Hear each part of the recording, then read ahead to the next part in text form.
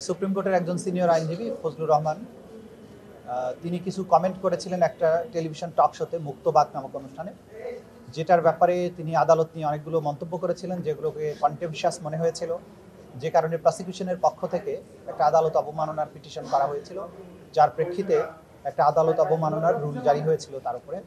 আজকে সশরীরে ওনাকে এই আদালতে হাজির হওয়ার জন্য নির্দেশ দেওয়া হয়েছিল এবং তিনি যে সব বক্তব্য রেখেছেন সেই ব্যাপারে ব্যাখ্যা তলব করা হয়েছিল। আদালতের নির্দেশ অনুযায়ী, ট্রাইব্যুনালের নির্দেশ অনুযায়ী জনাব ফজলুর রহমান তার আইনজীবী সহ আজকে ট্রাইব্যুনালে উপস্থিত হয়েছিলেন এবং এর আগেই তিনি যে কথাগুলো বলেছেন সেগুলো তিনি ভুল করে বলেছেন এই মর্মে স্টেটমেন্ট দিয়ে আদালতের ক্ষমা প্রার্থনা করে আগেই একটা আবেদনপত্র জমা দিয়েছিলেন। আজকে সেটি শুনানি হয়েছে।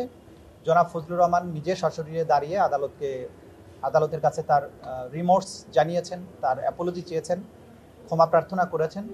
আদালত শুধু মন্তব্য করেছেন যে এই আদালত যেহেতু আইনের দ্বারা পরিচালিত, একজন আইনজীবী হিসাবে, মুক্তিযোদ্ধা হিসাবে, সিনিয়র পলিটিশিয়ান হিসাবে আদালতের ব্যাপারে মন্তব্য করার ব্যাপারে অধিক সতর্ক হওয়া প্রয়োজন এবং পলিটিশিয়ানরা যদি সতর্কভাবে কথা না বলেন তাহলে এই রাষ্ট্র কোনোভাবে ফাংশন করতে পারে না, এই ধরনের কমেন্ট তিনি করেছেন।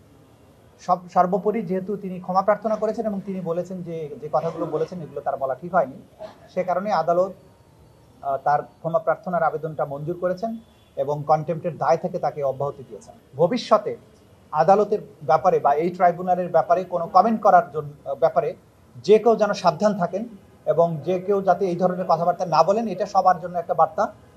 যদিও ওনাকে এক্সোনারেট করা হয়েছে প্রসিডিংস থেকে, কিন্তু আদালতের এই সমস্ত কমেন্টের মাধ্যমে সবার উদ্দেশ্যে কিন্তু একটা বার্তা দেওয়া হয়েছে যে আদালতকে আন্ডারমাইন করা যাবে না, আদালতের অথরিটিকে চ্যালেঞ্জ করা যাবে না এবং আদালতকে ঘৃণা সূচক কোনো কথা বলা, অর্থাৎ আদালতকে কোনো হেট্রেটের মুখোমুখি করা যাবে না, যেহেতু এটা আদালত, এটা আইনের মাধ্যমে পরিচালিত হয়, সেই কারণে সবাইকে এই ব্যাপারে সাবধান থাকতে হবে।